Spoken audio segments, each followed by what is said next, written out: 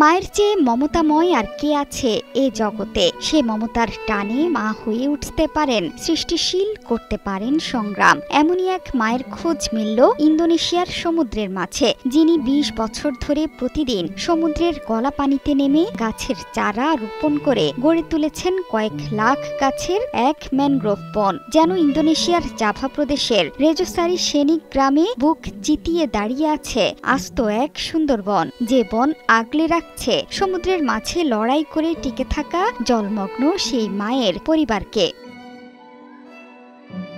ইন্দোনেশিয়ার সমুদ্রে নিমজ্জিত রেজোসারি সেনিক গ্রামের দিকে পাখির চোখে তাকালে কেবল একটি বাড়ির অস্তিত্ব বোঝা যায়। সেই বাড়িতেই বাস করেন ৫৫ বছর বয়সী পাসিজা ও তার পরিবার। ৩৫ বছর ধরে এই বাড়িতে আছেন তিনি। বাঁশ কাঠ দিয়ে সমুদ্র সমতল থেকে বাড়ির মেঝে উঁচু করা হয়েছে। বাঁশ ও ভাঙ্গা বৈদ্যুতিক খুঁটি ব্যবহার করে বৃদ্ধি করা হয়েছে মেঝের উচ্চতা। প্রতিদিন সকালে তাদের ঘুম ভাঙে সাগরের গর্জনে। তাদের বাড়ি থেকে নিকটস্থ ভূমি প্রায় ২ কিলোমিটার দূরে, আর সবচেয়ে কাছের শহরের দূরত্ব প্রায় ১৯ কিলোমিটার। সব জায়গায় যাতায়াতে তাদের একমাত্র সম্বল নৌকা। সমুদ্রে মাছ ধরে নিকটস্থ বাজারে বিক্রি করে জীবিকা নির্বাহ করে আসছেন তারা।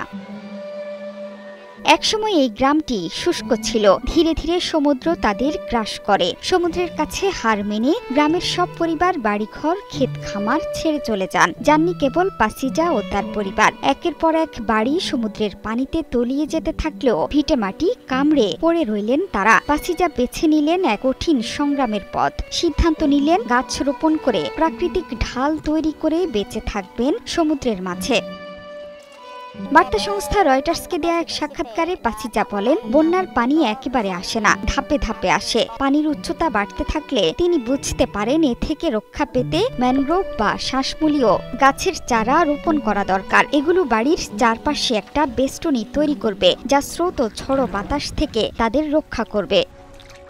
সেই থেকে প্রাকৃতিক বেড়া সৃষ্টিতে যেন প্রার্থনার মতো কাজ করে যাচ্ছেন পাসিজা। প্রতিদিন তিনি প্লাস্টিকের ব্যারেলে বানানো ভেলায় চড়ে বের হন। বুক পানিতে নেমে দিনের নির্ধারিত গাছের চারা রোপণ করে ঘরে ফেরত আসেন। হাজার দ্বীপের সমন্বয়ে গঠিত দেশ ইন্দোনেশিয়ার প্রায় ৮১,০০০ কিলোমিটার দীর্ঘ উপকূল রেখা রয়েছে। বৈশ্বিক উষ্ণায়ন ও সমুদ্রের উচ্চতা বৃদ্ধির ঝুঁকিতে থাকা দেশগুলোর মধ্যে এটি অন্যতম।